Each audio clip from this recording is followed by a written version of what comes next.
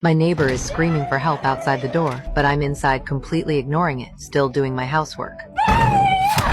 Then a masked killer appears, brutally murders my neighbor. With every stab, her body slams against the door from the force. But even with all this commotion, I still don't turn around to look.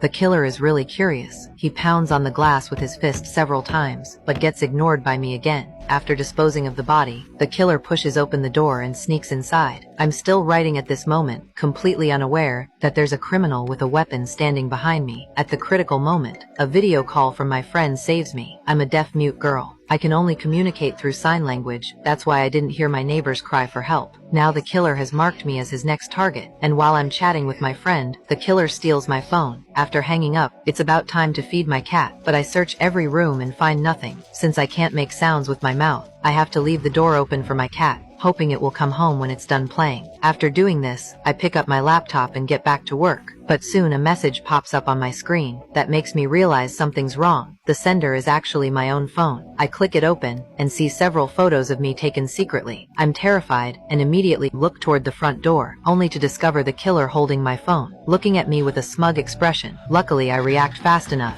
rush forward and lock the door tight. This prevents the tragedy from happening. The killer doesn't panic when he sees this. Instead, he carries his crossbow looking for another entrance. Since my phone isn't with me, I can only try to contact police through my computer. But the killer seems to anticipate this too. He gets to the house's electrical box first and destroys it, making my rescue plan instantly fall apart. Then he uses a knife to scratch a mark on the glass, as if telling me, "You're dead tonight." Even worse, the killer punctures my car tires one by one, right in front of me, trying to trap me completely in this house. I have no choice but to try communicating with him. I take out lipstick from my bag, write several lines on the glass, then use my flashlight, successfully drawing the killer over.